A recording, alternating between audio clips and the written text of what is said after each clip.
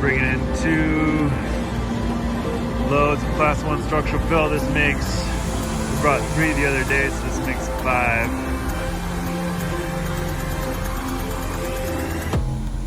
That's out of the Albert Fry pit.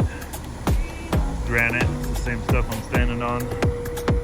Some blue material, that's just basically the waste from the crushing mill. That class 1 structural fill. Nice stuff.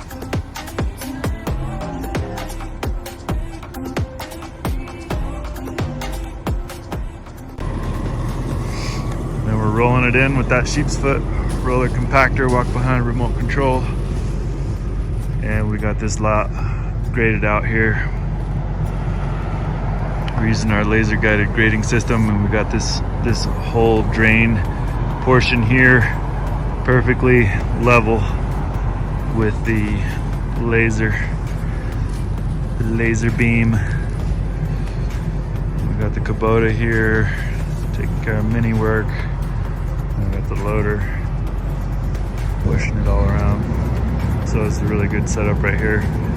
This way we don't have to switch buckets and grader out, so it's just all going real smooth.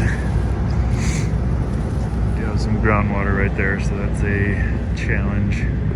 Basically, you're just gonna put a drain in at that elevation, and the whole lot's gonna drain to that pink flag up there, according to that's how Dennis wants it. But the original engineer plan calls for draining it from this corner out to the creek out there. Draining it to that little culvert right there would be sure nice, but Dennis needs to work out something with the owner here.